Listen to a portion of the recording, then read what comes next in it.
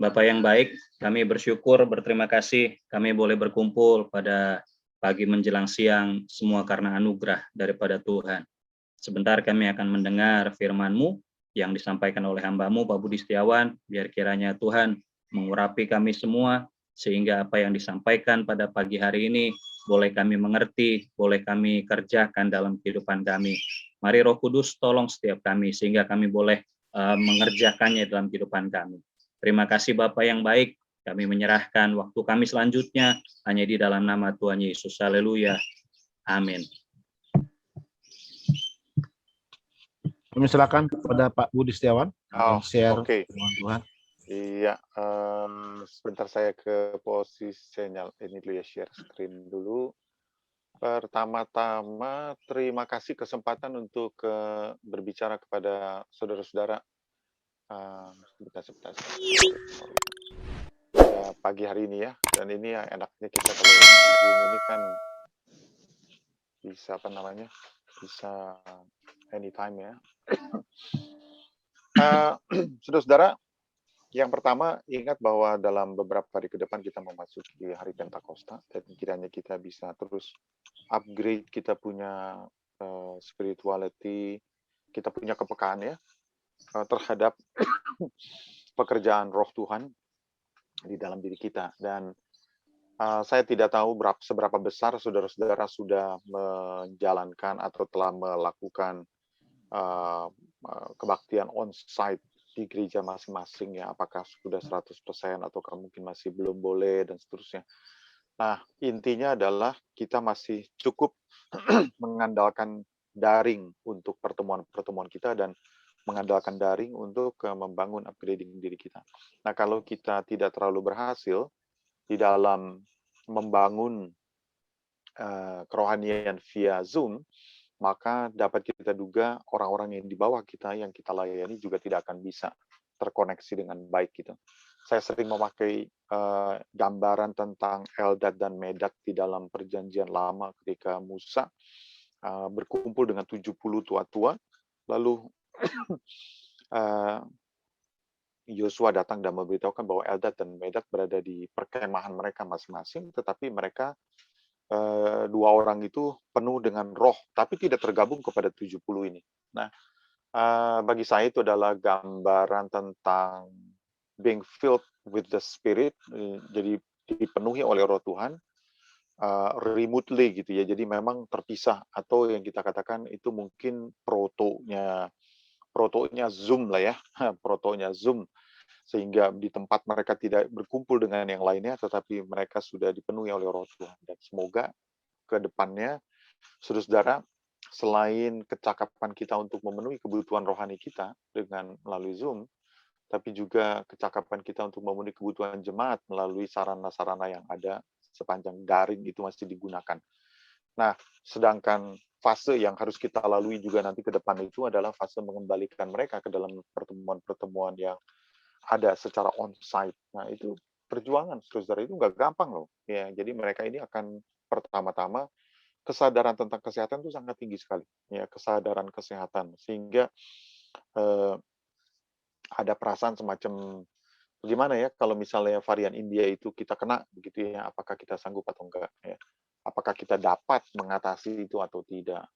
Nah, saudara-saudara, segala sesuatu bisa terjadi. Ya. Itu sebabnya kita tetap minta kewaspadaan dari kita semua, karena kalau tidak nanti klaster GSJ bisa muncul begitu ya. Kita hindari jangan sampai nanti klaster GSJ malah muncul di kalangan para pendetanya gitu. Kalau para pendetanya kena, saudara, sejumlah orang sudah kena, tetapi kalau sekarang ini kan belum ya, secara artinya sampai benar-benar pandemik di dalam GSJ gitu, enggak. Kita syukuri untuk semua itu, kewaspadaan kita cukup tinggi, tetapi kita jangan lengah karena berbagai kemungkinan belakangan ini cukup meningkat begitu ya. Dan tebak-tebakan, saudara, apakah vaksin yang kita miliki atau yang kena kepada kita seperti Sinovac dan juga AstraZeneca maupun juga Sinopharm, bulan Juli nanti katanya Pfizer akan masuk ya, Moderna dan seterusnya. Kalau misalnya ada itu, apakah mampu untuk mengatasi varian yang baru itu? Ya, jadi risiko-risiko ada ke depan, tapi kita harus mengambil hikmat Tuhan. Jangan cobai Tuhan dengan mengatakan bahwa kita tidak akan kena atau kita pasti akan kebal, saudara-saudara, karena teman-teman kita yang mencoba untuk curi start, ya, mereka yang telah mencoba-coba untuk curi start, kalau mereka masih bisa bertahan hidup sampai hari ini, itu hanya karena anugerah Tuhan. Sejumlah teman-teman kita, maksudnya sesama rekan hamba Tuhan dari berbagai sinode, itu meninggal dunia, ya, karena mereka mencoba untuk curi start. Kebaktian dimulai lebih dulu, ya, orang lain belum berani, dia buka berani. Risiko-risikonya itu sangat besar sekali. Baiklah, saudara-saudara, saya diundang dengan sebuah tema sebenarnya dengan yang saya usulkan bagi kita semua, karena ini adalah sesuatu yang aneh-aneh itu terjadi, ya, yang aneh-aneh terjadi begini. Ini masa pandemi begitu, ya. Tadi kita guyonan gitu, ini masa pandemi. Nah, kalau masa pandemi itu tentu saja work from home, ya, stay at home, kemudian apalagi saudara-saudara. Jadi kegiatan itu kan banyak di rumah, ya. Kejenuhan juga mulai gitu loh. Tetapi peningkatan kontak WhatsApp, lalu kemudian juga menggunakan internet itu luar biasa tinggi, ya. Saya kira saudara-saudara, masa pandemi ini adalah masa yang luar biasa bagi para provider, karena selain dipakai untuk dunia pendidikan, tetapi juga dalam dunia kegerejaan dan seterusnya itu sangat menggunakan jalur-jalur daring, ya. Jadi kita berada dalam situasi begitu. Dan masa pandemi ini juga tidak mengurangi segala kemungkinan di mana orang itu kemudian bisa muncul ekses gitu, ya. Dan salah satu ekses yang mesti kita waspadai adalah soal kejatuhan.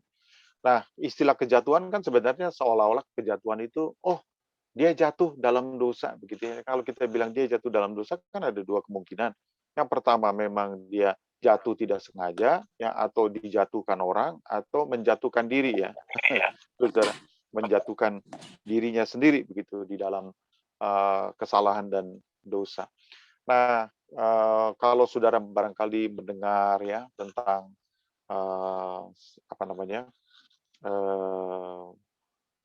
siapa si Zakaria itu, Raffi Sakarias. Raffi Sakarias, ya, yang juga kalau saudara baca, ya, saya membaca dari berbagai angle berita saudara-saudara tentang apa yang terjadi kepada dia, dan kelihatannya confirm.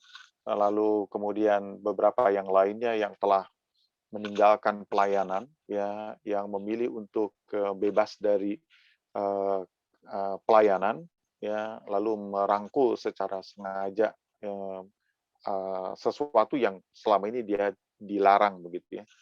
Atau kemungkinan saudara-saudara juga barangkali mendengar, ya, banyak berita-berita lainnya, ya. Kita juga prihatin misalnya ada teman kita yang barangkali baru ketahuan begitu, ya, telah berada hidup di dalam dosa untuk mungkin sejak misalnya awal pandemi, ya, awal pandemi Januari atau bulan Maret tepatnya, ketika pandemi itu betul-betul menghantam Indonesia, mulai menakutkan dan kemudian terjadi pembatasan-pembatasan dan seterusnya. Saat itu kemudian muncul, ya, masalah-masalah dan seterusnya. Jadi itu berita-berita itu macam itu tidak akan hilang dari antara kita, karena saudara-saudara akan temukan beberapa fakta yang nanti akan saya jelaskan. Nah, saudara-saudara, otopsi terhadap kejatuhan itu maksudnya begini, ya. Semua yang kita bicarakan ini itu terkait dengan pengalaman kita, berkait dengan apa yang kita lihat, ketahui, dengar, lalu apa yang kita rasakan, ya, apa yang kita baca. Saudara-saudara, kita bicara tentang apa yang sudah kita tinggalkan dalam hidup kita di belakang, ya. Pada waktu-waktu yang lalu, ya, kita sudah tinggalkan dan sekarang kita otopsi. Otopsi itu kan berarti kita memeriksa badan yang mati begitu, ya, wujud yang mati. Nah, otopsi yang saya maksudkan adalah bahwa kita mulai memeriksa gitu, apa sih sebenarnya yang terjadi dan mengapa itu bisa terjadi, ya, di titik-titik mana sebenarnya orang itu sangat menjadi begitu rentannya. Satu kali saya mendengar kira-kira beberapa hari yang lalu ya, ketika saya Oh, diberitahukan earphone-nya tentang di bawah. ya, ketika saya mendengarkan sesuatu, dan waktu saya dengarkan itu, saya pertama-tama saya tidak menyadari karena begitu nama itu disebut, lalu terus saya lewat begitu saja, tapi terus kembali lagi nama itu. Terus loh, apakah ini adalah orang yang, nah, karena saya sempat ngobrol-ngobrol dengan orang ini, lalu kemudian baru ketahuan ya bahwa mungkin ada masalah gitu, dan masalah yang dikemukakan itu masalah kasus yang sangat berat sebenarnya, tingkatannya sangat berat. Nah, saudara-saudara, banyak hal tidak terduga. Ya, banyak hal tidak terduga, dan saya pikir bahwa bagus kalau kita secara lebih terbuka mengawasi diri kita dan saling mengingatkan satu dengan yang lainnya. Ya, kita kalau tidak waspada, maka saudara jangan pikir bahwa orang sebesar dipakai Tuhan itu Ravi Zacharias, lalu kemudian hamba-hamba Tuhan lainnya ya, misalnya Ben Hinn, lalu Paul White, semua itu tidak akan ada masalah, saudara. Orang-orang itu menghadapi masalah yang sama, serupa. Dan itu sama dengan kasus seperti kalau perceraian yang ada di kalangan non-Kristen dengan di kalangan Kristen, hampir bisa dikatakan sama. Ya, ratingnya itu cukup tinggi. Nah, saudara-saudara, most people want to be delivered from temptation. Jadi kebanyakan orang memang sangat menginginkan untuk dilepaskan dari godaan gitu. But they would like it to keep in touch. Jadi, tapi herannya orang tuh tetap aja pengen tetap ada bisa kontak, bisa hubungan begitu ya. Jadi ada daya tarik lainnya gitu, yang kalau misalnya saudara-saudara kita pura-pura bodoh begitu ya, kita pura-pura bodoh, apa yang tampil di layar depan YouTube saudara-saudara itu akan memperlihatkan kemana sebenarnya saudara pernah pergi, ya, tanpa melihat memeriksa historinya dari YouTube saudara, yang tempat mana yang atau tautan mana yang saudara klik, saudara bisa ketahuan, ya, saudara arahnya postingnya atau saudara arah kliknya kemana. Karena saudara-saudara, segala sesuatu yang ada di tangan saudara-saudara itu diindustrikan. Dan karena diindustrikan, ya sama seperti berita yang sekarang ini, 276 juta data Indonesia, penduduk Indonesia telah terjual. Ya, itu saudara-saudara memang sangat mengherankan. Tetapi kenyataan bahwa seperti saya katakan, bahwa tampilan depan YouTube saudara-saudara, ya, kalau diperlihatkan kepada orang yang ngerti, akan langsung ketahuan saudara punya arah kemana. Apakah ke arah pornografi, atau ke arah jualan pakaian, atau apa, ya, itu langsung kelihatan. Nah, saudara-saudara, tanpa perlu memeriksa saudara punya historinya. Nah, saudara-saudara, heran ya, memang pada akhirnya orang itu merasa tetap ingin terhubung begitu ya. Sesuatu yang mungkin kita ingin dilepaskan dari cobaan, tetapi entah bagaimana kita itu memiliki kecenderungan lain di dalam diri kita, ya, yang kalau di dalam bahasanya para peneliti atau psikiater dunia, mereka mengatakan ada anak kecil di dalam diri saudara, anak nakal di dalam diri kita itu yang selalu mendorong kita. Ya, kalau orang bilang itu katanya ada malaikat putih, malaikat hitam yang berperang di dalam pikiran kita, saudara. Jadi malaikat mana yang lebih kuat katanya, atau yang diasup untuk lebih kuat nantinya, monster yang mana, monster yang hitam atau monster yang putih. Nah, saudara, terlepas daripada itu semua, memang kecenderungan di dalam diri kita, kecenderungan di dalam diri orang yang termasuk apakah itu pendua syafaat, saudara. Satu kali ketika kita sedang berada di sebuah daerah ya, baru datang gitu, lalu kemudian tinggal di sebuah hotel rame-rame. Waktu itu saya mungkin sekitar 15 orang ya, dengan teman-teman. Nah, besok paginya, saudara-saudara, waktu besok paginya kami makan pagi gitu ya. Tapi karena hotel itu masih sepi, baru saja berdiri, mungkin baru dibuka sekitar 3 bulan.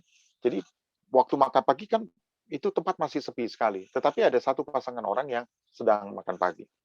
Nah, kami masuk begitu ya. Lalu itu semua segera agak menjauh gitu dari yang pasangan itu. Lalu salah seorang mengatakan, Pak, ya, itu teman saya, Pak. Tapi yang itu satunya bukan istrinya, Pak, itu worship leader. Loh, Ya. Nah, saudara-saudara langsung ya. Jadi wah, ramai itu langsung.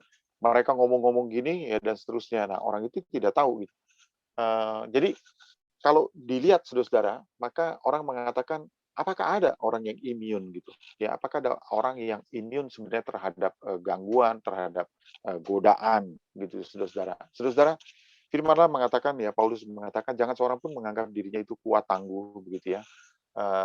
Ternyata bahwa kita ini dapat digoda dan dicobai dengan kedagingan kita dan dapat kita terjebak dalam situasi yang betul-betul rumit. Nah, kalau kita sudah berada di dalam situasi yang rumit seperti itu, banyak sekali pilihan yang dibuat, juga pilihan adalah pilihan yang salah. Ya, saudara-saudara, seorang hamba Tuhan di kota Jakarta barangkali adalah kota yang betul-betul ya, kalau misalnya orang bicara tentang kehidupan rohaninya itu sangat eksesif, tetapi juga kehidupan duniawinya sangat eksesif juga ya. In all terms gitu, di dalam semua pengertian itu saudara-saudara temukan ya. Mulai dari tingkat kebejatan tingkat 1, tingkat 2, tingkat 3, tingkat 4, tingkat 5, tingkat 7 kalau perlu saudara-saudara. Kebejatan itu ada ya. Jadi saudara-saudara itu ya, itu dunia yang sekarang ini kalau kita tidak hati-hati, saudara, kalau kita tidak hati-hati, maka tanpa sadar, saudara dan saya akhirnya berada di dalam situasi yang sedikit saja kita meleng, ngerti ya? Jadi sedikit saja kita meleng, saudara, saudara berada di dalam posisi yang bahaya. Nah, saudara, kejadian pasal yang kedua ayat 18 sampai 25. Ya, kalau misalnya saudara-saudara barangkali ya paling bagus barangkali kita coba dulu ya saudara ya, kejadian Kejadian pasal yang kedua, ayatnya yang ke-18 ya, sampai ayat yang ke-25. Kalau saudara bisa lihat ya, Tuhan Allah berfirman, "Tidak baik kalau manusia itu seorang diri saja, dan aku akan menjadikan penolong baginya yang sepadan dengan dia." Nah, saudara, latar belakang daripada ayat ini 18 ini, ya kalau saudara perhatikan bahwa dorongan atau keperluan untuk menciptakan orang yang lainnya, satu orang tambahan, dimulai dari adanya kebutuhan di dalam manusia pertama yaitu Adam. Ya, nah saudara, kalau saudara lihat Tuhan Allah memberi perintah ini kepada manusia, semua pohon dan seterusnya. Ya, tetapi ayat 18 kemudian Tuhan berfirman, tidak baik kalau manusia itu seorang diri saja, aku akan menjadikan penolong baginya yang sepadan dengan dia. Saudara tahu ceritanya, hafal ceritanya. Dan saudara-saudara, lalu Tuhan membuat manusia itu tidur nyenyak. Ketika ia tidur, Tuhan Allah mengambil salah satu rusuk daripadanya, lalu menutup tempat itu dengan daging. Dan dari rusuk yang diambil Tuhan Allah dari manusia, dibangunnyalah seorang perempuan, lalu dibawanya kepada manusia itu. Nah, saudara-saudara, dari ayat-ayat ini kelihatan sekali bahwa memang maskulinitas itu jadi pria, ya diletakkan sebagai yang pertama, lalu kemudian Hawa ya datang gitu. Nah, seolah-olah mungkin kita akan mengatakan bahwa dalam hal ini, saudara-saudara, saudara lihat bahwa maskulinitas atau manhood, ya, pria, saudara-saudara, itu kalau misalnya ada apa-apa, pria, gitu ya. Nah, tetapi saudara mesti sadar juga nih, ya dengan keadaan yang sekarang ini, yang saudara perhatikan bahwa dunia di sekitar kita, ya termasuk orang-orang besar yang Kristen juga, ya, berani menempuh perjalanan yang luar biasa, ya termasuk misalnya perpisahan keluarga, ya lalu kemudian hidup dengan orang lain, ya dan seterusnya, itu luar biasa, ya. Dan kita kalau tidak hati-hati, saudara, itu kita kemudian berpikir bahwa kejadian seperti itu adalah kejadian yang biasa. Nah, saudara, ayat 25 mengatakan mereka keduanya telanjang, manusia dan istrinya itu, tetapi mereka tidak merasa malu. Ya, nah, saudara, ayat ini saya ingin tunjukkan bahwa pada awalnya ketika Allah menciptakan Hawa, maka kebutuhan itu pertama ada di dalam Adam. Jadi kebutuhan itu ada di dalam Adam. Adam sudah dikasih tugas macam-macam, tetapi ada sesuatu yang tetap kosong di dalam diri diri Adam. Saudara, kalau saudara misalnya ditanya seberapa beda di antara pikiran saudara tentang bersama-sama dengan Tuhan, ya kita jalan bersama-sama dengan Tuhan, dengan apa yang dilakukan atau terjadi kepada Adam dengan Tuhan, saudara-saudara, Adam memiliki persekutuan yang sangat erat dengan Tuhan. Setiap hari dia bersama-sama dengan Tuhan. Setiap hari dia bersekutu dengan Tuhan. Nah, bukankah itu kerinduan dari kita, ya? Ketika Tuhan berjalan-jalan di taman, saudara-saudara. Jadi bahasanya kan sangat indah sekali ya. Lalu Adam dipanggil, Adam. Ya. Nah, saudara-saudara, jadi itu menggambarkan sebuah suasana yang luar biasa, yang menjadi semacam impian, vision dari kehidupan dari anak-anak Tuhan. Ya, kalau bisa sih kita bilang bahwa begitulah harapan kita. Kita masuk di dalam doa kita, being Pentecostal, ya, kita menjadi orang-orang Pentakosta, kita bersekutu dengan Tuhan, kita berbahasa roh, kemudian kita bernubuat, hidup di dalam kuasa, dan hidup di dalam berbagai karunia-karunia, dan setiap saat kita bertemu ada fase ekstase, ya, di mana kita merasakan merinding, ya, saudara, bulu kuduk kita merinding, atau mungkin kita betul-betul dalam pengalaman yang penuh dengan yang kita sebut sebagai pengalaman yang luar biasa. Nah, tetapi saudara-saudara, walaupun saudara bisa mengangkat semua pengalaman itu setara dengan pengalaman Adam, ada satu hal yang tetap membingungkan Tuhan pada waktu itu, yaitu ketika Adam gelisah hatinya selalu. Nah, why? Ya, kenapa? Nah, di dalam diskusi hayalan, saudara-saudara, Allah Tritunggal berbicara, apakah ada yang mengetahui sebab-sebab mengapa si Adam ini kok kelihatan gelisah, ya? Ada yang punya pengalaman? Tidak ada, saudara-saudara, di antara Allah Tritunggal. Lalu kemudian tanya, ini ada apa sebenarnya Adam ini? Saudara-saudara, bukankah dunia seks itu bukan menjadi bagian daripada pengalaman Allah? Tetapi saudara-saudara, akhirnya kemudian Allah mengetahui, ya, ada sesuatu yang kelihatannya kurang di dalam diri Adam. Kekosongan di dalam dirinya tidak bisa diisi dengan kerohanian. Saya ulang. Bagian itu tidak bisa diisi dengan kerohanian, termasuk jalan bersama-sama dengan Tuhan, dialog dengan Tuhan, counseling dengan Tuhan, menikmati mujizat dan seterusnya. Tetap ada di dalam diri Adam sesuatu yang tidak bisa diisi dengan cara lain. Lalu bagaimana cara diisinya? Diciptakanlah Hawa, ya, dan Hawa kemudian diberikan kepada Adam. Mungkin reaksi Adam yang pertama ketika Adam melihat buah karya dari tangan Tuhan yang mengambil rusuknya. Mungkin begitu dia melihat, dia akan berkata, nah, ini dia yang kuperlu. Saudara-saudara, barangkali kalau kita rekonstruksi pikirannya, ya, kita ingin melihat, saudara-saudara, bahwa akhirnya apa yang menjadi kebutuhan dari manusia pertama itu tidak melulu bisa diisi, ya, dengan secara dalam perspektif rohaninya terus-menerus seperti itu. Tetapi ada unsur biologisnya yang akhirnya dipenuhi melalui adanya kehadiran dari Hawa itu. Ya. Nah, saudara-saudara, ini bukan tentang pencobaan, tetapi tentang apa yang ditemukan ada, ya, sudah ada itu. Nah, mungkin saudara mengatakan, sebenarnya itu konsekuensi dari mana sih, Pak? Ya, apakah itu Allah tidak tahu? Ya, kita tidak tahu. Ya, catatan kita tidak mencatat gitu. Hanya ada fase di mana Adam jadi dulu, lalu kemudian Allah melihat bahwa manusia ini sudah dikasih kerjaan ini, tapi mungkin tetap masih kosong hidupnya, lalu diciptakanlah Hawa. Jadi ada fase periode tertentu. Ya, ini ditemukan di dalam diri Adam pada waktu itu, ada di dalam diri kita, gitu, saudara. Itu ada, gitu. Dan itu tidak bisa ditutupi atau diganti dengan yang lain. Nah, jadi apa yang terjadi itu ditemukan sebelum kejatuhan manusia di dalam dosa. Ya, jadi mulai diberikannya Hawa. Ya, kalau saya cerita begini bukan berarti bahwa wanita itu kelas 2 dan seterusnya, bukan. Tetapi yang ditunjukkan di dalam Alkitab, periode waktunya itu, saudara, menunjukkan bahwa yang ada di dalam diri Adam, penentuan penciptaan Hawa itu ada kaitannya dengan sesuatu yang telah ditemukan sebelum manusia jatuh ke dalam dosa. Ya, saudara, sebelum manusia jatuh dalam dosa. Karena kita pikir bahwa kalau soal hawa nafsu, ya, lalu kemudian kita bicara keinginan yang Yesus katakan bahwa keinginan mata, keinginan daging, saudara, itu kita pikir bahwa itu semua terjadi oleh karena adanya dosa di dalam diri kita. Tetapi saya mau tunjukkan kepada saudara-saudara, ketika Adam gelisah di dalam hatinya, keperluan untuk menghadirkan Hawa pada waktu itu terjadi sebelum manusia jatuh dalam dosa, ya. Jadi itu sudah ada, ya, invented gitu, dia memang ditemukan pada waktu itu ada.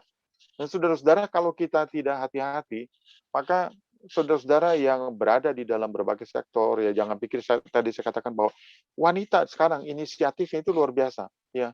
Proses inisiasi dari wanita untuk bercerai, proses dari inisiasi wanita untuk berselingkuh juga tinggi gitu loh. Lalu kemudian membuka hubungan dan seterusnya, saudara-saudara. Jadi kita lihat bahwa keadaan seperti itu, dorongan-dorongan yang ada di dalam diri kita yang dikatakan bahwa dibuahi oleh dosa dan seterusnya gitu ya. Tetapi saudara mesti sadar sesuatu bahwa ketika Allah menemukan itu di dalam diri Adam, terjadinya itu sebelum manusia jatuh ke dalam dosa. Itu yang pertama. Yang kedua, saudara, bahwa apa yang ada di dalam diri Adam itu yang harus dipenuhi oleh Hawa, itu sanggup menandingi yang Allah berikan kepadanya. Tugas yang diberikan kepadanya, visi apapun yang diberikan kepadanya, persekutuan dengan Tuhan, tiap hari bersekutu dengan Allah.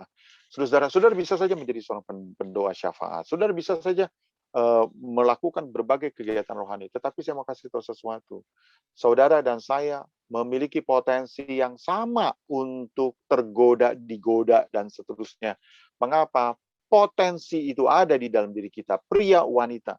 Ya, saya bisa jatuh, saudara juga bisa jatuh. Dan kalau kita tidak hati-hati, saudara-saudara, bahwa kita pikir memenuhi seluruh tuntutan kerohanian akan membuat kita reda di dalam pikiran kita. Saya kasih contoh. Saudara kenal yang namanya Bapak Gereja Agustinus. Nah, saudara-saudara, Agustinus itu diakui oleh gereja mula-mula, gereja Katolik, gereja Timur, Ortodoks Timur, lalu kemudian gereja Protestan, gereja Pentakosta, sama-sama mengakui orang yang bernama Agustinus ini sebagai Bapak Gereja. Nah, tetapi kalau saudara membaca pergumulan Agustinus sampai kepada pertobatannya, penuh dengan derita dan air mata untuk mengalahkan kedagingan di dalam dirinya. Dia bertanya, mengapa saya kok terikat kepada pikiran-pikiran yang tidak benar? Dalam hal ini adalah saudara-saudara tentang wanita. Jadi, kenapa kok aku bisa berpikir seperti itu? Dia bertanya-tanya di dalam hatinya. Nah, saudara-saudara, dan itu sanggup ya menandingi yang Allah berikan kepadanya, kecuali sampai satu pengalaman dia disambar petir, saudara-saudara. Dan dia pikir waktu itu dia matinya. Tapi ternyata Tuhan kasih kesempatan dia untuk hidup kembali, baru kemudian dia mengalami kesadaran, penyadaran gitu. Ya, jadi proses pengalaman traumatik itu diperlukan ya untuk menyadarkan seseorang. Kemudian, saudara-saudara, yang ketiga yaitu memenuhi bayangan imajinasi manusia Timur Tengah. Jadi kalau saudara-saudara perhatikan, mengapa saudara-saudara kita yang Muslim memiliki gambaran tentang surga itu apa, saudara-saudara? Surga itu gambarnya adalah banyak wanita-wanita selir-selir begitu ya, bidadari-bidadari ya yang akan melayani katanya sampai 70 dan seterusnya.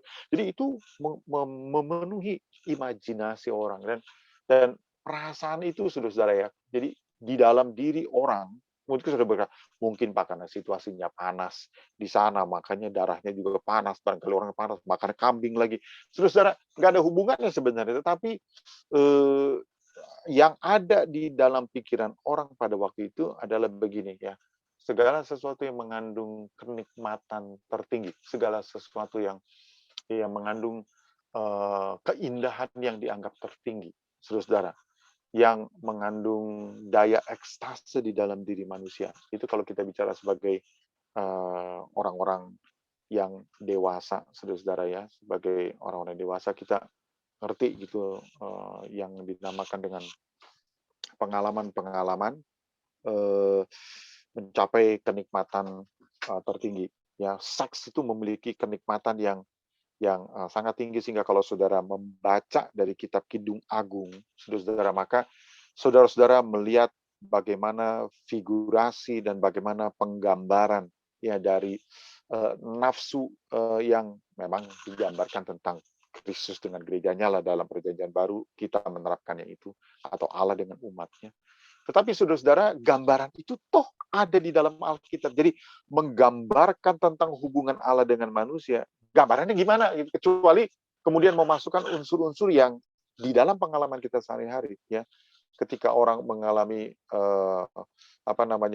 kenikmatan tertinggi pada waktu proses seksualitas manusia dijalani. Saudara, itu dianggap sebagai sesuatu yang paling, ya. Sama seperti kalau harta benda yang paling itu apa? Emas, ya. Makanya surga itu penuh dengan emas. Nah, kalau masih mendingan saudara-saudara kita bilang dengan emas. Tapi kalau dipenuhi dengan bidadari kan pikiran kita langsung ya ampun, ya. Saudara-saudara, begitu gambaran Alkitab tentang surga jauh sekali dari situ, ya. Tidak kawin mengawinkan dan seterusnya. Bahkan tubuh kemuliaan itu begitu hebatnya sehingga Yesus membutuhkan 40 hari untuk memperkenalkan jenis tubuh yang baru yang nanti akan diberikan kepada orang percaya. Dan dia katakan, I'm not a ghost, gitu. Saya bukan hantu, sebab hantu tidak memiliki darah, tidak memiliki daging dan tulang. Nah, saudara-saudara, yang menggambarkan bahwa dalam pikiran kita kan sekarang ini kalau orang meninggal dunia hanya ada dua yang kita tahu, saudara, tubuh biasa kita, ya, dengan tulang dan daging. Satu lagi adalah hantu. Hantu yang tidak punya daging dan tulang, saudara-saudara. Tetapi Yesus mengatakan, I'm not a ghost. Tapi coba sekarang raba aku. Dan dia minta murid-murid untuk meraba dia. Dan saudara-saudara, untuk meraba dia, berarti menyentuh tubuhnya itu, maka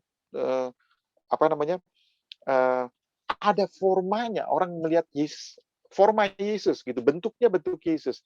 Dapat disentuh, tapi bisa hilang mendadak. Tapi bisa makan, saudara-saudara, bisa menembus pintu. Itu kan sesuatu yang di luar imajinasi, ya. Saudara bisa temukan itu pada gambaran tentang malaikat yang muncul di Perjanjian Lama. Begitulah, ya, saudara-saudara, tubuhnya seperti malaikat punya, gitu. Tetapi untuk mengatakan bahwa pernahkah saudara-saudara bersentuhan dengan malaikat, kan kita enggak, kecuali Yesus. Beruntunglah mereka yang selama 40 hari dijumpai oleh Yesus, lebih dari 500 orang. Kenapa? Karena mereka semua bisa menyentuh tubuh Yesus, gitu. Dan saudara, itu luar biasa. Nah, kembali. Nah, imajinasi yang ada di dalam pikiran orang dipenuhi dengan tentang wanita, tentang seks, gitu ya. Saudara, itu memenuhi pikiran mereka. Kita beda, ya. Gambaran surgawi kita itu Tuhan yang kita sembah itu juga memiliki tingkat moralitas yang tinggi, sehingga penyembahan kepada Allah tidak boleh disertai ya dengan penyembahan dengan cara-cara yang sifatnya amoral dan seterusnya. Allah kita memiliki kriteria moralitas yang berbeda, yang tinggi dibandingkan dengan orang-orang lainnya, sehingga gambaran surga jauh sekali dari gambaran yang sifatnya sensualitas, ya. Nah, saudara, jadi memang kalau sudah perhatikan waktu Yesus di dalam doanya berkata, saudara, janganlah membawa kami ke dalam pencobaan, tetapi lepaskanlah kami daripada yang jahat. Saudara, Yesus sadar bahwa kita tidak mungkin bisa melepaskan diri kita 100% selama kita masih ada di dalam dunia, ya. Saudara, siapapun juga, ya, siapapun juga. Kalau misalnya Tuhan bilang, kalau kamu melihat seorang wanita bergerak birahimu, maka kamu sudah berdosa dan kamu sudah berzina. Nah, saudara, jadi kalau gambaran itu, kalau polisi, ya, kalau polisi itu menemukan orang yang memperkosa orang, ditangkap, begitu ya. Kejadiannya sudah terjadi, kelakuannya ditunjukkan, baru ditangkap. Tetapi kalau KPK, saudara, dia menemukan motifnya, ya. Jadi motif ini. Dan di sini, saudara, di dalam ayat yang kalau Yesus mengatakan bahwa barang siapa melihat seorang wanita lalu bergerak birahinya, maka dia sudah berzina. Dan saudara, kalau saudara membaca bagaimana Rabi Zakarias itu di dalam pemeriksaan, ya, lalu kemudian pengakuan dan seterusnya, saudara akan melihat bagaimana proses itu adalah proses yang melalui melihat, lalu kemudian persis sama dengan apa yang terjadi kepada Daud yang nanti akan kita lihat. Nah, saudara, jadi otopsi terhadap kejatuhan ini, ya, dari awal Yesus sudah tahu, gitu, apa yang akan menghantui kita, menghalangi kita dalam jalan hidup kita. Dan jangan pernah berpikir bahwa setiap orang itu ada orang-orang tertentu yang kuat. Saudara, saya kasih tahu bahwa mengapa pencobaan terjadi kepada Yesus, ya. Kalau anak Allah saja dicobai, apalagi saudara dan saya, ya.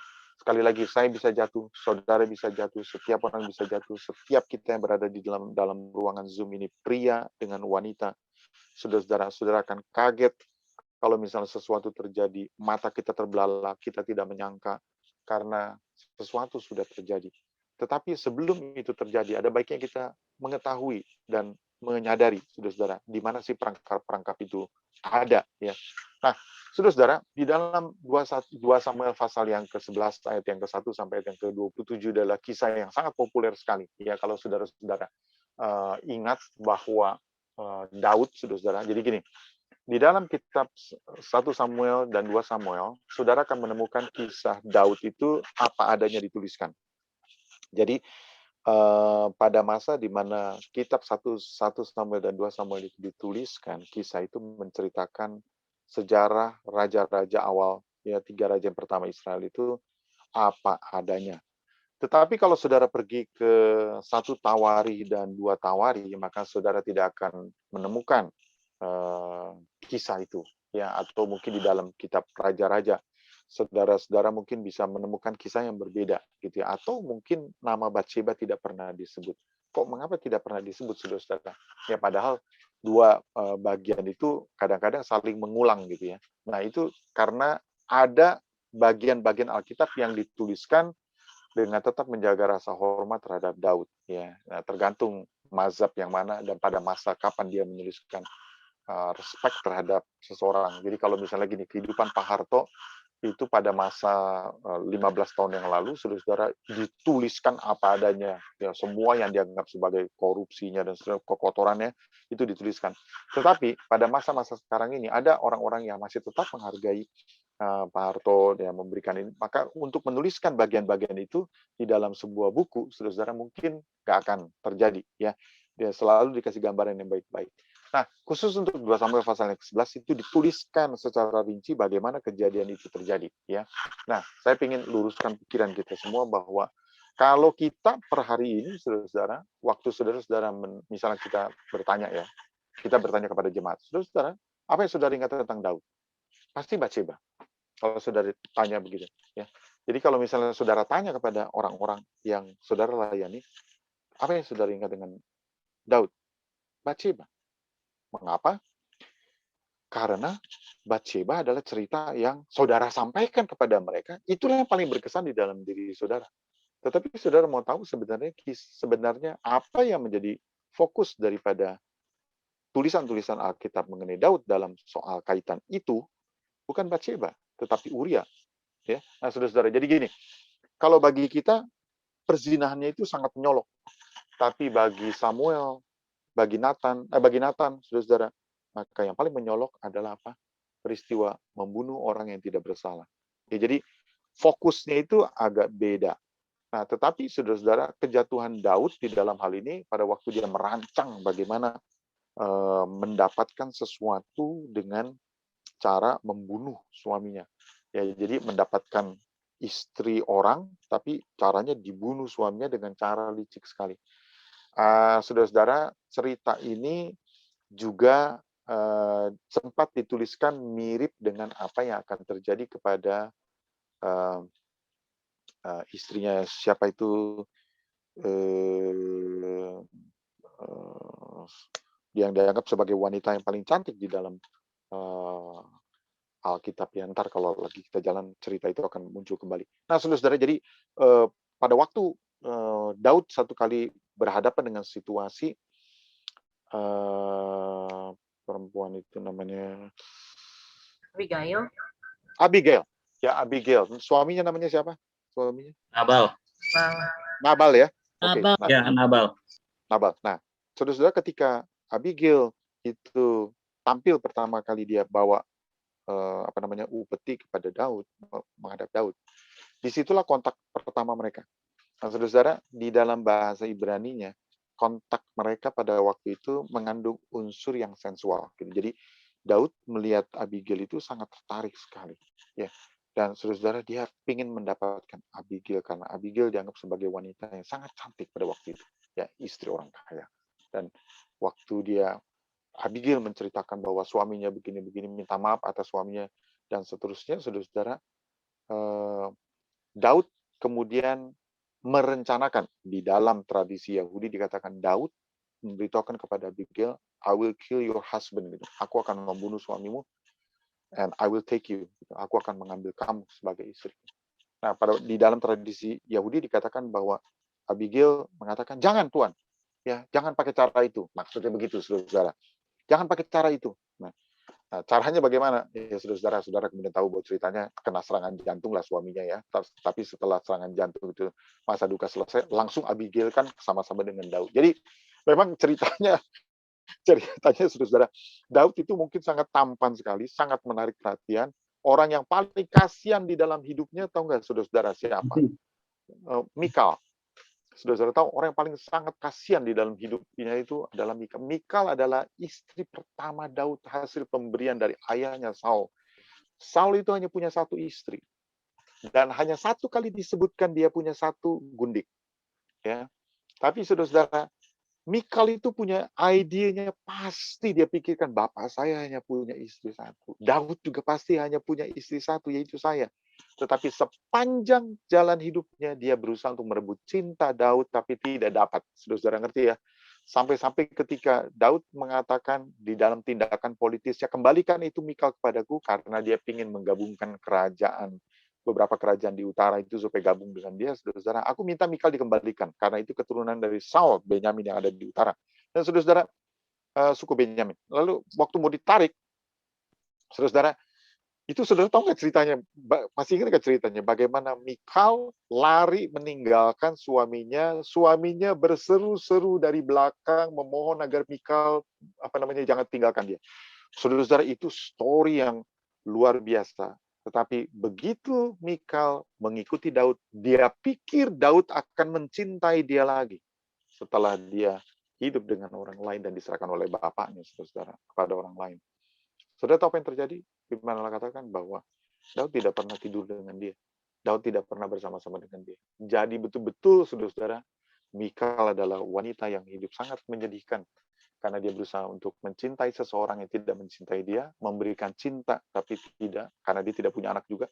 Dan saudara-saudara, jadi orang yang tragis dalam hidupnya. Nah, kembali kepada Daud. Daud pada waktu dia temukan dalam tradisi Yahudi ketika Abigail hendak diambil, saudara-saudara, dan Abigail mengatakan, jangan dengan cara ini.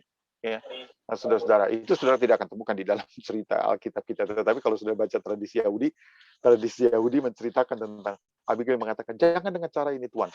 Lalu dengan cara apa? Dengan cara yaitu dia, saudara-saudara, berita buruk sampai kepada suaminya, tidak tahu apakah disengaja atau tidak, kena serangan jantung, koma, lalu kemudian 7 hari kemudian meninggal dunia.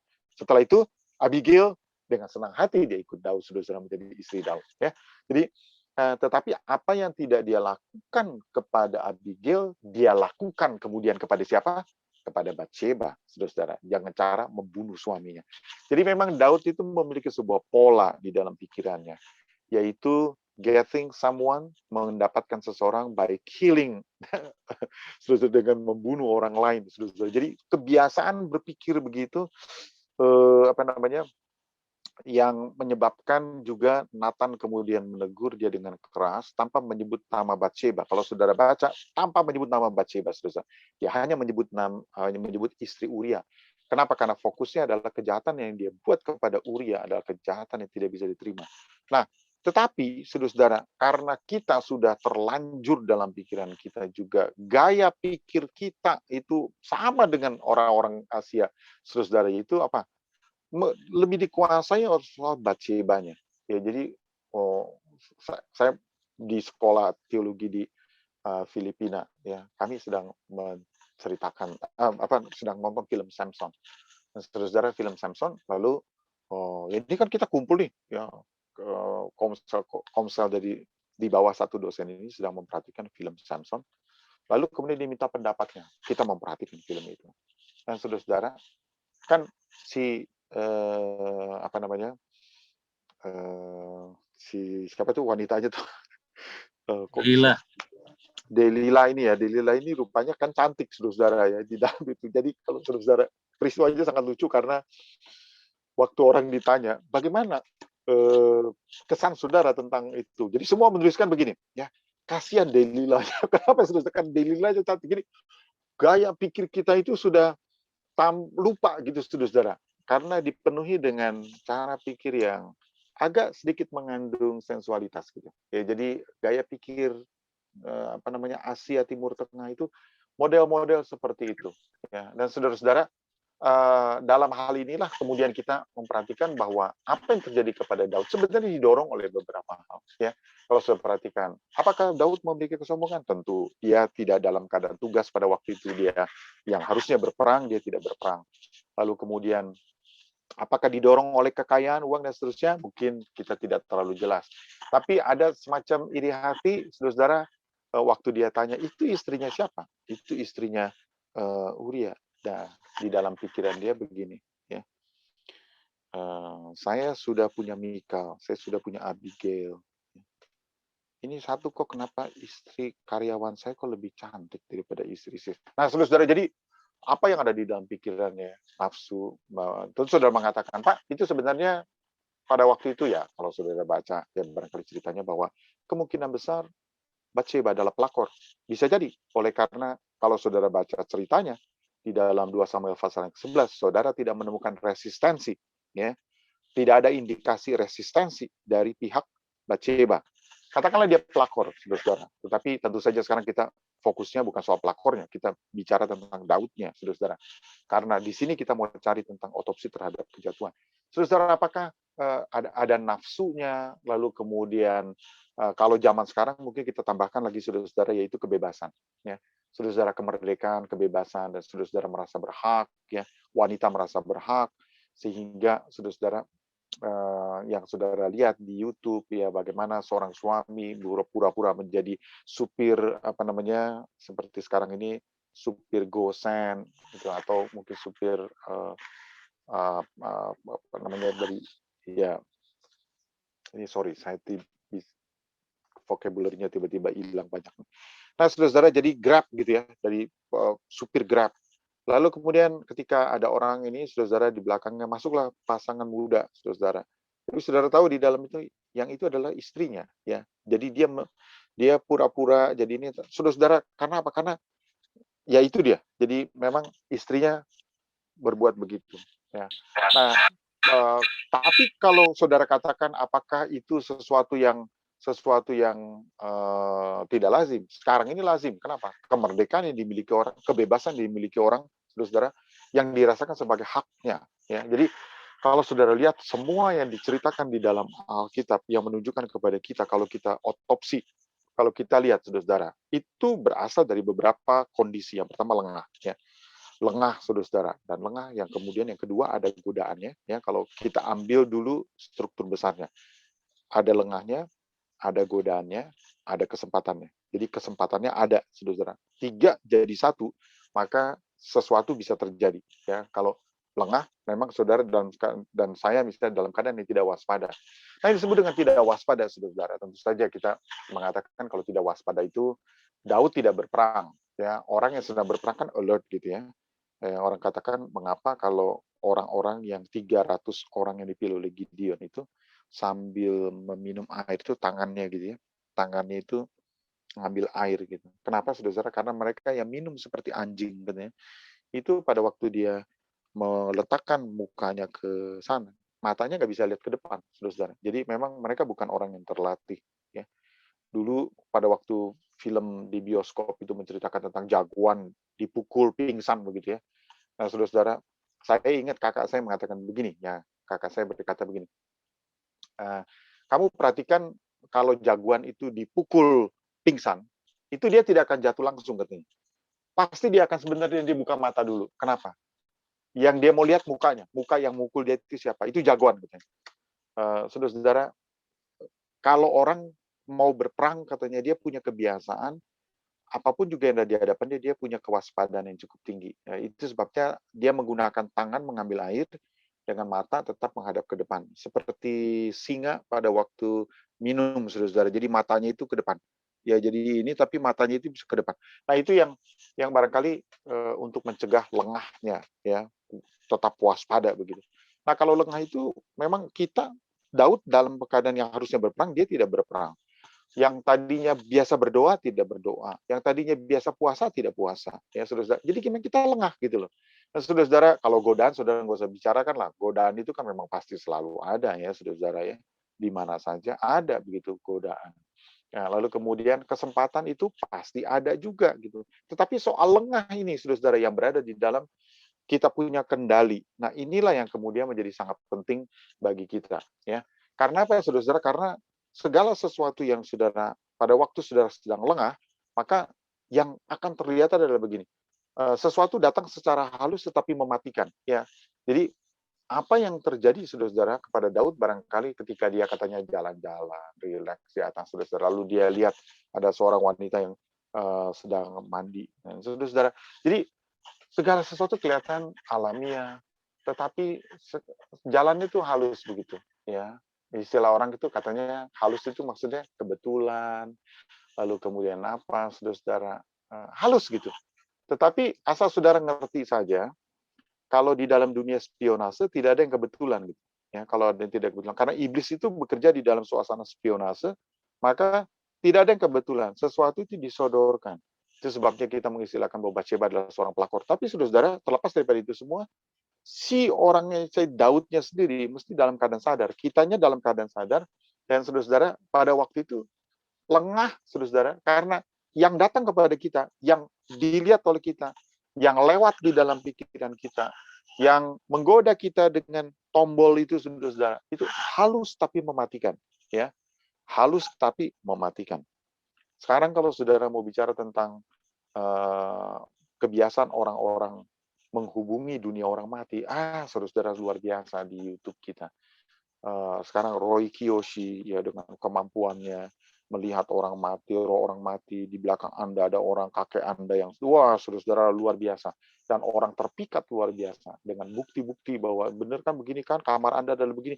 Dan saudara-saudara di Amerika, ya, saudara-saudara, orang-orang yang Stephen Huff, ya, lalu kemudian orang-orang lainnya yang punya kemampuan-kemampuan dengan menggunakan spirit box, ya, atau ya box roh begitu, ya, di mana mereka bisa berkomunikasi. Dan saudara-saudara, bahkan mereka mewawancarai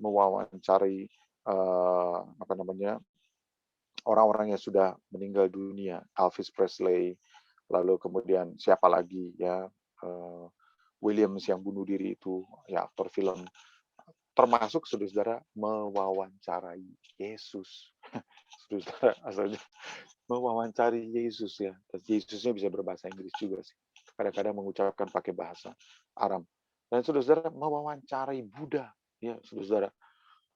Saudara-saudara, saya pikir dalam hati luar biasa, ya. Manusia, apa yang ada di tangan orang itu godaan untuk itu, ini halus sekali, saudara-saudara. Ya, halus sekali. Orang tua yang kehilangan anaknya tidak sempat bicara to say I love you atau mencari sebab kematian, saudara-saudara.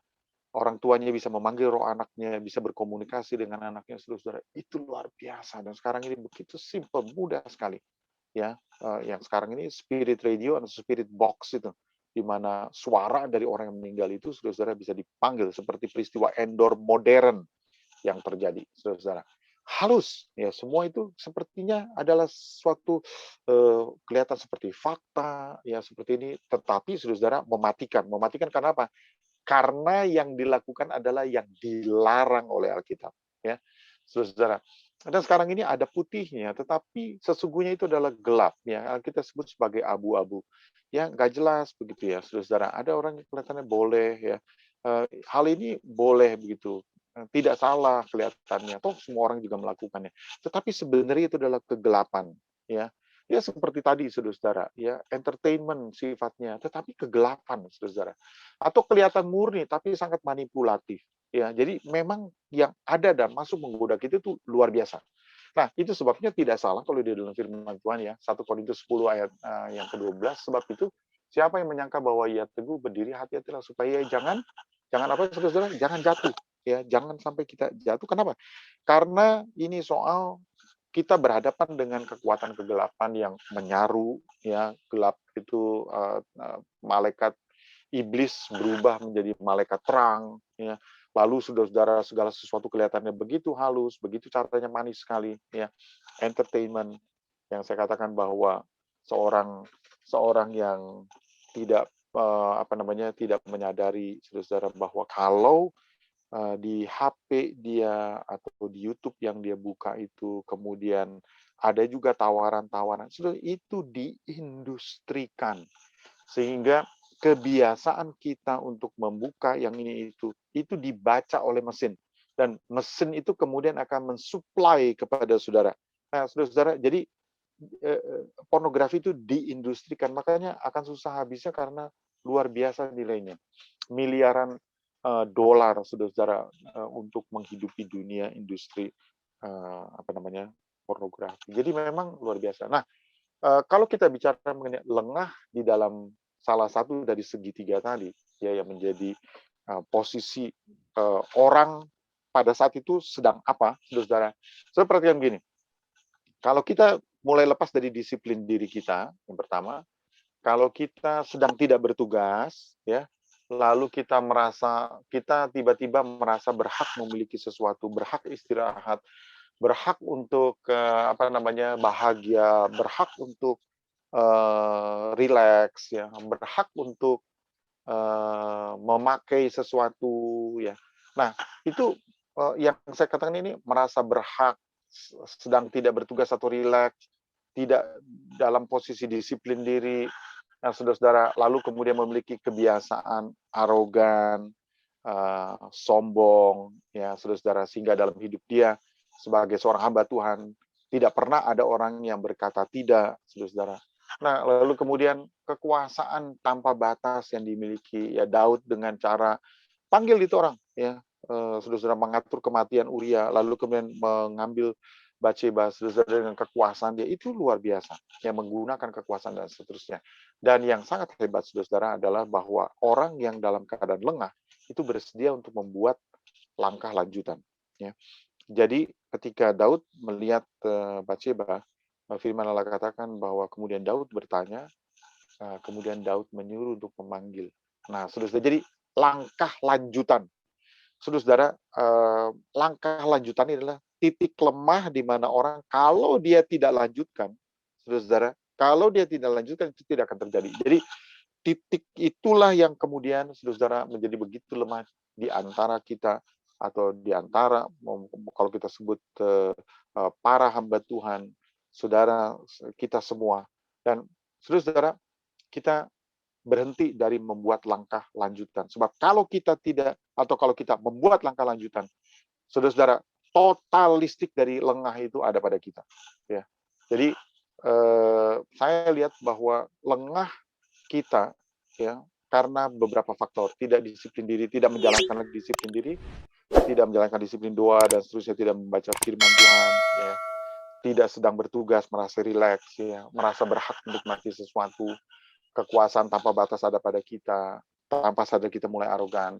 Lalu saudara-saudara, kita mulai menindaklanjuti, ya, sesuatu. Saudara-saudara, ada baiknya kita cepat sadar, kita menghentikan itu sebelum sesuatu menjerat kita lebih dalam lagi.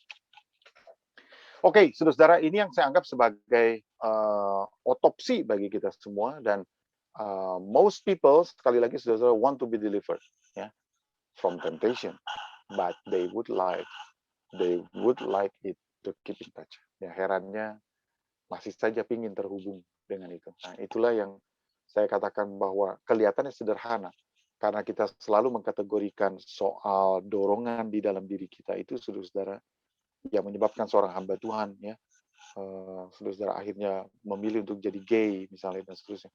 Nah, kita pikir dorongan itu adalah akibat dosa di dalam diri kita. Kita tidak sadar bahwa itu ditemukan sebenarnya sebelum manusia jatuh dalam dosa. Artinya dorongan itu always inherent di dalam diri kita. Kalau saudara tidak kontrol itu, maka itu akan mengontrol kita, ya, saudara-saudara. Oke, saya kira begitu dulu, Frankie. Kalau kita mau diskusikan, kalau masih ada waktu. Iya, terima kasih Pak Budi.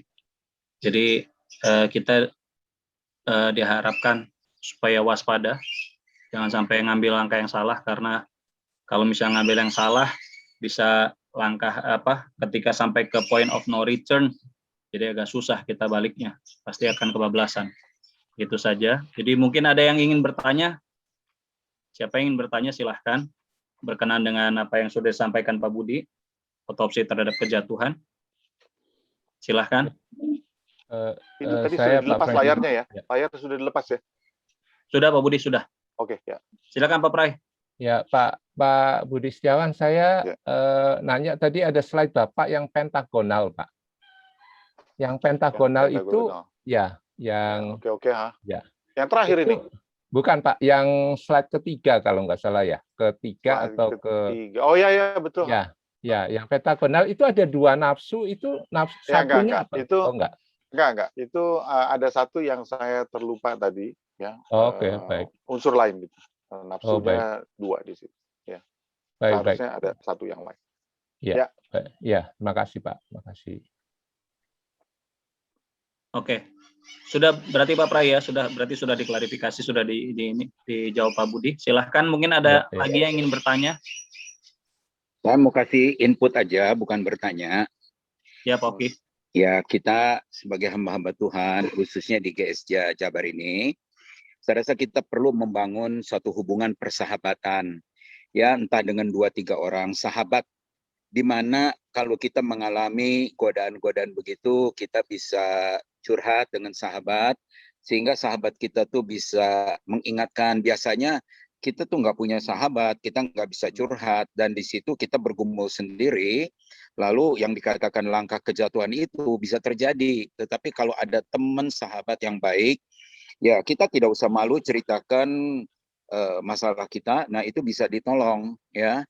Nah, apalagi ya kita nih sebagai hamba-hamba Tuhan laki-laki ya khususnya, itu menjadi satu alamiah yang tidak bisa dihindari, bahwa laki-laki itu di atas usia 40 tahun ke 50 tahun itu akan mengalami puber kedua. Nah, puber kedua ini yang kalau tidak disikapi dengan baik, itulah yang banyak terjadi kejatuhan. Nah, itu sebabnya perlu persahabatan yang betul-betul kita bisa membuka diri, sehingga bisa saling diingatkan, ya, dan bisa ditolong begitu. Nah, itulah perlu dibangun saya kira. Ya sampai saat ini saya nggak tahu ya. Kalau saya melihat belum ada yang betul-betul seperti sahabat akrab yang membuka diri di antara PI kita di Jawa Barat. Thank you. Ya, makasih Pak Oki. Thank you. Inputnya. Ada lagi selain Om Oki? Om Sugi, silakan Om. Sangat setuju dengan usulan Bapak Oki tadi. Bahwa kita masing-masing harus ada partnership atau seorang yang dekat yang bisa dipercaya untuk sama-sama curhat. Itu sangat amat setuju sekali itu. Paling tidak 1 orang cukup ya, 1 orang cukup. Nah ini pertanyaan, kalau Pak Oki siapa ya temannya ya? Terima kasih. Tanya kepada saya sih siapa yang mau berteman dengan saya? Silakan. Jadi soal itu kan yang saya bilang, selama ini saya belum menemukan, justru ya justru itulah. Jadi saya juga karena bingung, sahabat saya malah justru bukan dari GSJ ya gitu. Gimana kita bisa cerita, bisa ini. Nah, saya kira keterbukaan ini penting ya. Nah, apalagi yang saya bilang tadi bahwa alamiah ya, laki-laki 40 sampai 50 tahun itu akan masuk puber kedua, dan itu harus disikapi, harus ditolong. Bagaimana kita bisa mengawal lah ya, para suami, para teman-teman sesama hamba Tuhan, jangan sampai kita terjatuh begitu ya. Nah, itu masa-masa yang krisis yang kita harus lewati, bab itu alamiah terjadi. Cuma itulah perlunya sahabat yang kita bisa percaya, dan dia bisa mengawal kita, mengingatkan kita, saling mengingatkan. Kan Tuhan bilang juga saling menasihati, saling membangun, saling mengingatkan satu sama lain gitu. Itu saja. Ya. Oke. Next, ada lagi? Silahkan.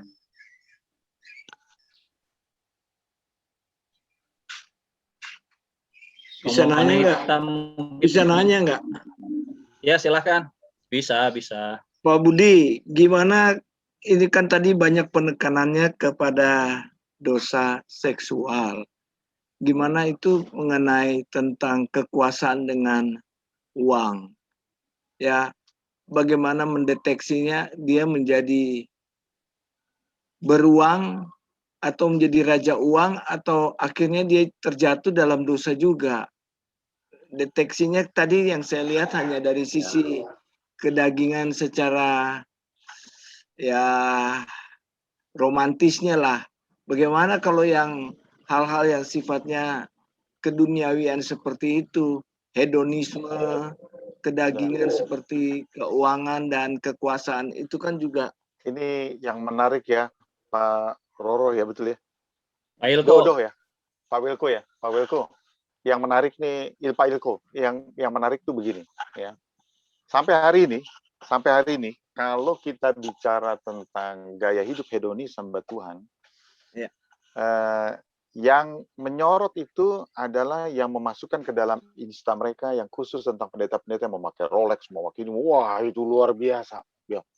Nah, tapi nggak ada seorang pun yang barangkali akan menista hamba Tuhan dibanding kalau misalnya dia jatuh ke dalam dosa yang kita sebut sebagai dosa misalnya amoral,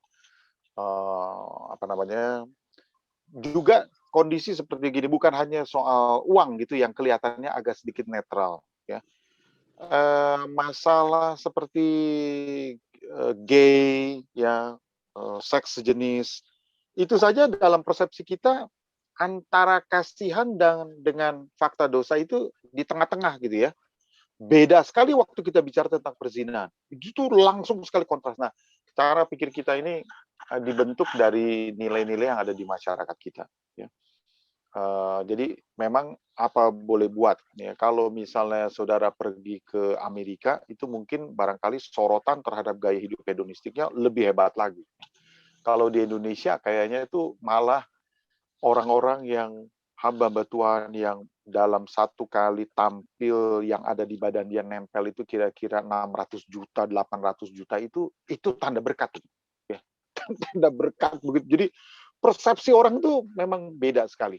Ya, makanya kalau kita, ya saya hanya ingin tunjukkan kepada kita semua yang saudara-saudara mesti tangkap tadi, mungkin kalau istilah alamiah dalam tanda kutip, yang saya tunjukkan bahwa peristiwa dorongan itu yang menyebabkan Hawa diberikan kepada Adam, saudara-saudara, terjadinya sebelum manusia jatuh ke dalam dosa.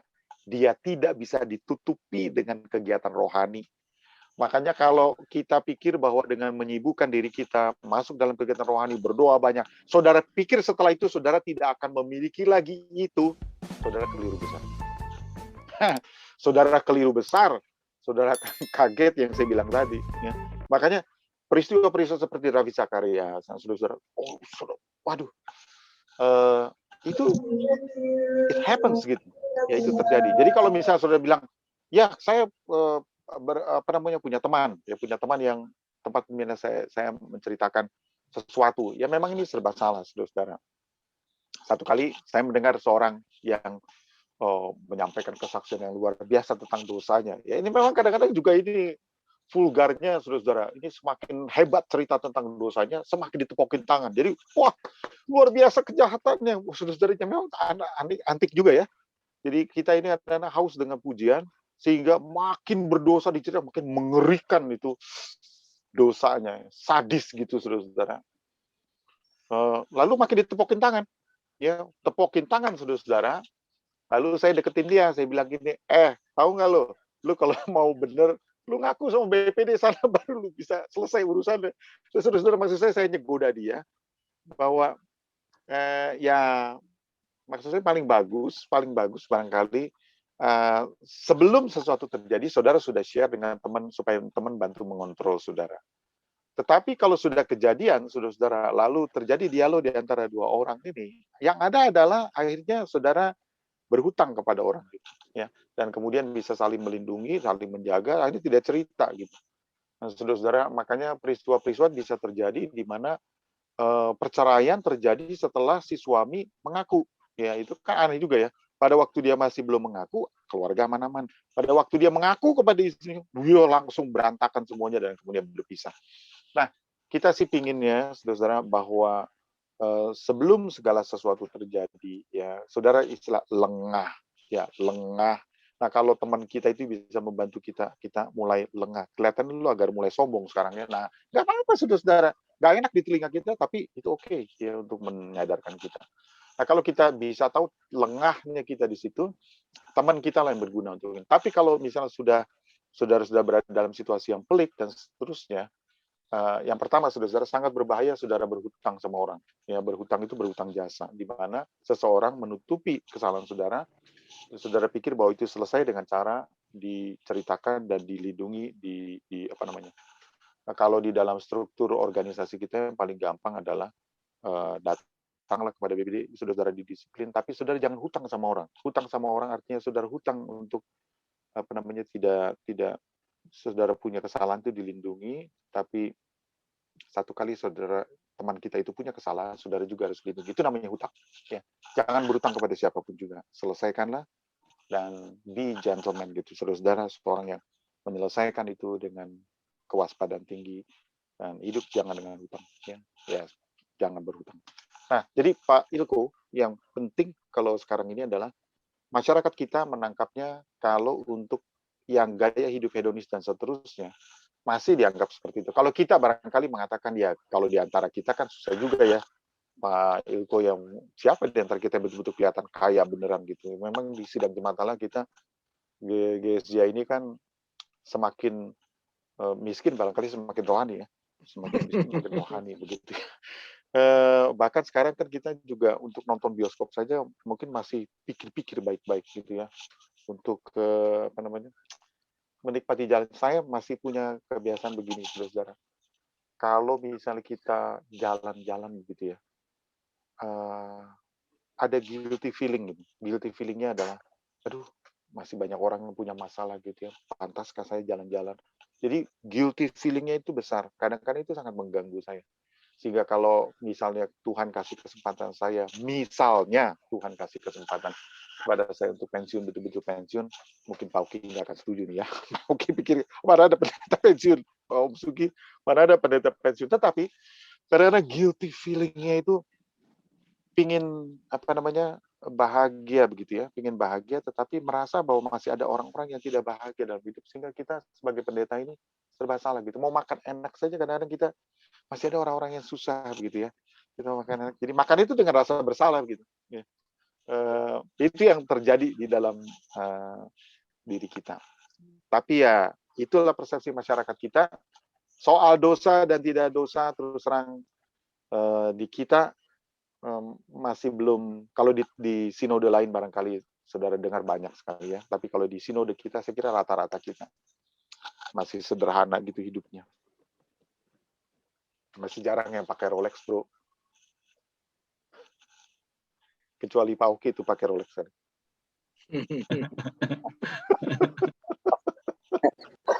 Jadi Pak Oki.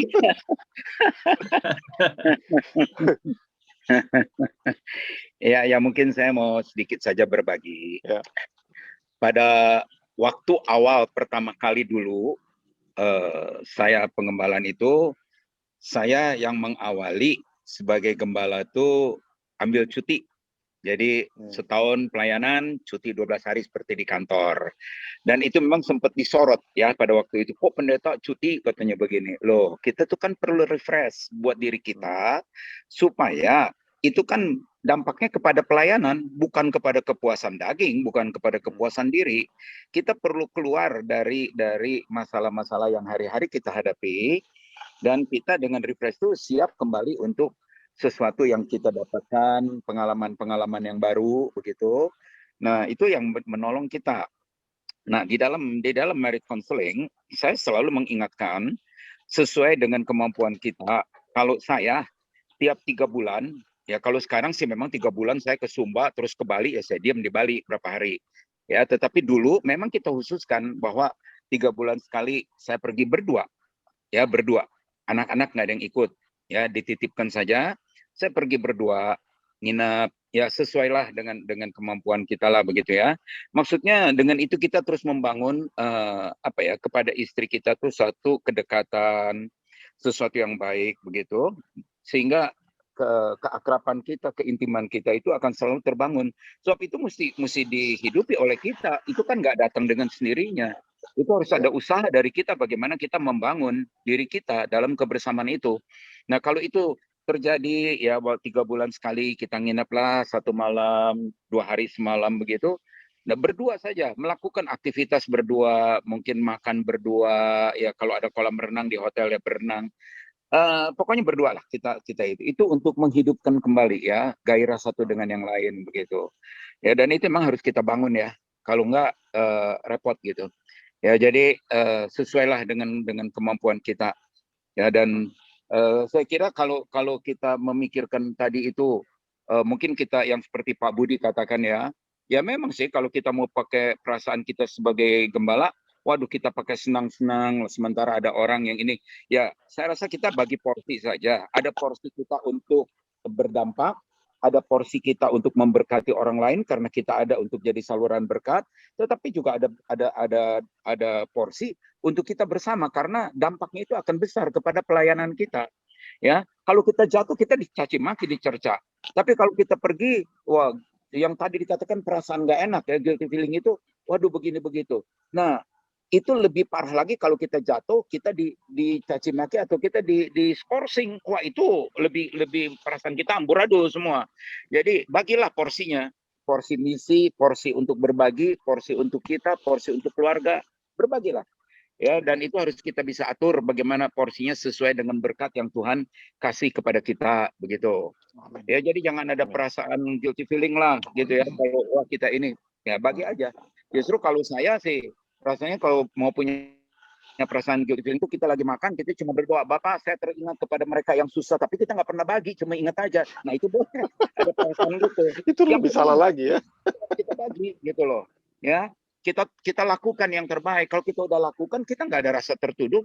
Tuhan berkati kita untuk jadi saluran berkat. Kalau saya sih itu aja lah. Makanya ada porsinya, mau jalan ya jalan saja. Kita perlu membangun kok hubungan suami istri tetap harmonis, tetap bergairah satu dengan yang lain. Ya, itu harus kita bangun. Nggak mungkin kalau nggak begitu. Ya, kalau nggak saya juga nggak melewati sampai hari ini begitu. Ya. Oke, thank you. Terima kasih Om Oki. Ya, sebelum closing ini kasih saya 1 menit. Saya ingetin kepada kita semua yang tadi dasarnya mengapa saya katakan sesuatu ditemukan oleh Tuhan sebelum manusia jatuh dalam dosa. Jadi itu tidak bisa ditutupi dengan cara apapun juga. Ya, yang mungkin dalam bahasa teman-teman kita tadi, Pak Oki mengatakan bahasa alamiah begitu. Jadi memang itu akan ada gitu. Jadi kalau misalnya barang siapa merasa dirinya kuat dan seterusnya, jangan sampai nanti dijatuh gitu. Jadi lebih baik kita waspada saja, ya memiliki teman, lalu kemudian juga membangun hubungan yang lebih sehat dan mungkin persepsi diri yang baik ya. Mungkin pakai cara berbagi bagaimana lah. Tapi sadari bahwa tidak bisa ditutupi dengan cara apapun. Tapi itu juga semacam kewaspadaan begini. Jika Anda melihat seorang yang kelihatan sangat rohani, belum tentu dia bersih dalam soal itu. Itu aja. Oke, thank you. Ya, terima kasih Pak Budi untuk kesediaannya sharing buat kita. Jadi kita berharap bahwa ini bisa equipping kita, memperlengkapi kita. Jadi ya, saya akan tutup dengan closing statement-nya dari Muhammad Ali. Muhammad Ali pernah bilang begini, bukan pegunungan di hadapan Anda yang membuat Anda menyerah untuk memanjat, tetapi kerikil di sepatu Anda itulah yang menyebabkan demikian. Ya, jadi mungkin kejahatan-kejahatan terjadi karena memang kelemahan-kelemahan yang tidak diurus. Jadi memang perlu kita untuk mengurus hal-hal yang mungkin kita pandang remeh sekarang. Karena dosen saya pernah bilang begitu, kelemahan yang tidak diurus akan menjadi kejahatan yang serius. Jadi masing-masing kita bertanggung jawab karena memang ketika kita jatuh, bukan cuma sekedar kita yang jatuh, domba juga bisa tercerai-berai.